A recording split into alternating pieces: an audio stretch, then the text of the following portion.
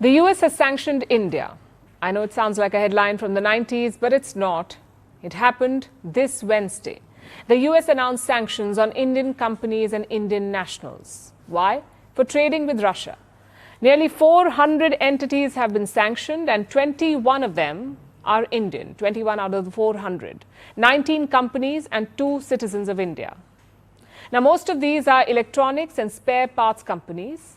They have been accused of selling dual-use goods to Russia. What does that mean?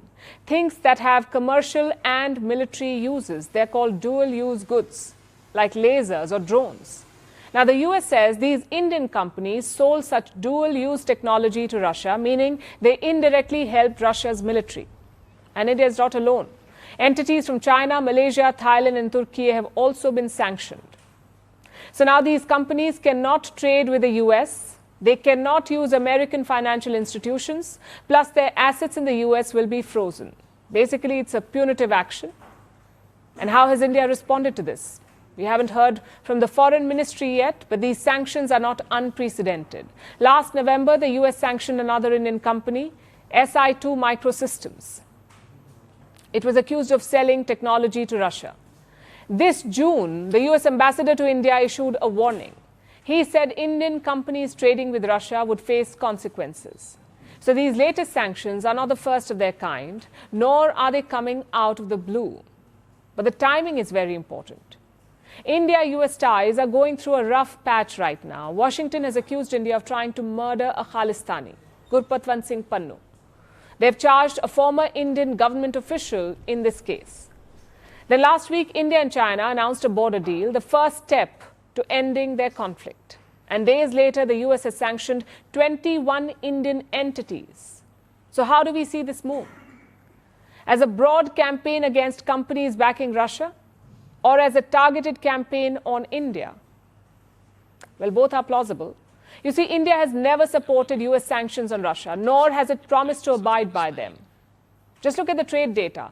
India is exporting more engineering goods to Russia now. In 2022, this trade was worth $680 million. In 2023, it rose to $1.3 billion. So India's engineering exports have doubled. Some of this has alerted the US. In fact, let's go through the sanctions list. One of the targeted entities is Ascend Aviation. It's a spare parts company based in Delhi. They're accused of selling 700 shipments to Russia. 700 shipments of what? Aircraft components. Another example is Maersk Trans. They allegedly sold $300,000 worth of goods to Russia.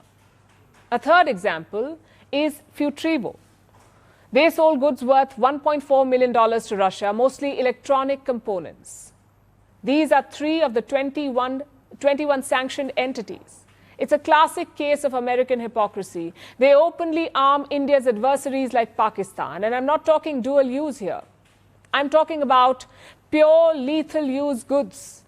Pakistan is said to have 80 plus F-16 fighter jets, all sold to them by the United States of America. Somehow, India is supposed to accept these sales. But God forbid, Indian companies sell some circuits to Russia. They get sanctions and threats. Also, who exactly enforced these sanctions? It wasn't the United Nations. It wasn't any global court. It was America and its Western friends. They pick and choose what to sanction.